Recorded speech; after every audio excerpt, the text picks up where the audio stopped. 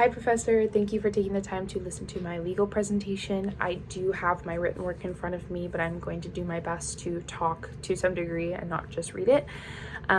For my topic, I chose to focus on legal positivism, not because it's the most intuitive theory to align with, but because I think it forces us to confront the question, is law just simple rules made by humans, or does it also have to be moral in order to be valid? I found myself returning to this question a few times in our discussions throughout the semester, not just to understand the theory itself, but to kind of grapple with how it continues to shape and even constrain our understanding of the authority of law today. At the risk of telling you what you, I'm sure, already know, legal positivism in its most basic form insists on a separation between law and morality. It's not handed down from nature or from some higher moral order. Instead, it suggests that law is whatever rules are laid down by legitimate authority, like government and legislation, as long as they follow the right procedures. I think this is important, and an important aspect of legal positivism is the separation from law and morality. A law doesn't have to be good or fair or ethical to be legally valid, as a positivist would say.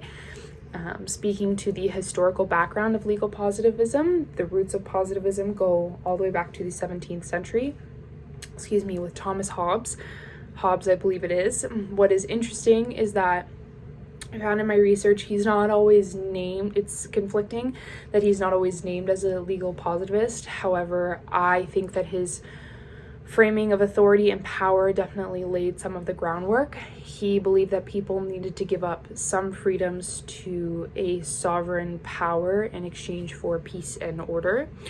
John Austin came into the picture later and kind of formalized Hobbes' groundwork.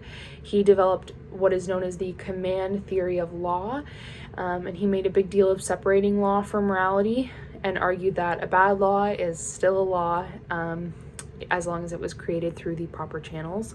Fast forward to the 20th century, legal philosopher, we have H.L.A. Hart. He was, again, another legal philosopher, and I think he was a heavy hitter at that. He critiqued Austin's position and offered kind of a more sophisticated theory. He argued that laws are not just orders, but a system of rules.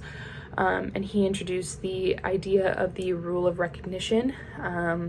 And from what I read, it's kind of like master rule that tells us other rules count as valid law in any given legal system. Each of the philosophers contributed to the evolution of legal positivism. For Hobbes, he was writing during the English Civil War, and the central concern at that time was chaos. Legal authority needed to be absolute in order to keep the peace. By the time we get to Austin, the focus shifted towards clarity, or rather analytical clarity. His version of positivism made sense in a world trying to distinguish law from theology, or I guess separate the two, but it didn't reflect how modern legal systems actually function. Hart's revision was then a turning point. He preserved the core of positivism and built a system that could explain legal complexity. He opened the discussion, I think, for moral principles being a part of the legal system, but only if that system explicitly adopts them. Speaking to real-world examples, and starting with a very extreme example that comes up a lot, is the Nazi Germany example. Positivism doesn't deny that Nazi laws were legally valid, only that they were morally outrageous. This is often cited in legal philosophy. Under the Nazi regime, many horrific acts were carried out under laws that were technically legitimate and completely valid under the German legal system at the time. And after World War II, the international community faced a difficult question. If these laws were valid under positivist terms, how could they be prosecuted? And that led to the development of international human rights law. And it also sparked debates about whether morality should play a role in defining valid law.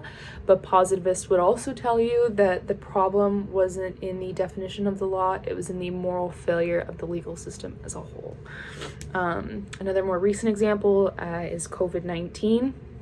Whereas governments pass laws very quickly, and many people push back against this and challenge them on ethical grounds.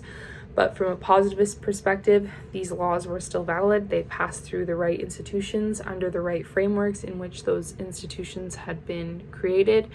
What I admire most about legal positivism, especially Hart's version, is that it's not utopian. It doesn't claim law is just. It simply asks us to take law seriously as law before we ask it to be anything more. I'm not sure if I would want to live in a purely positivist legal world, but I do think it's a necessary foundation, and it's one that challenges us to build the moral structure of law on top of something more stable than just personal conviction. That is all for my presentation. Thank you.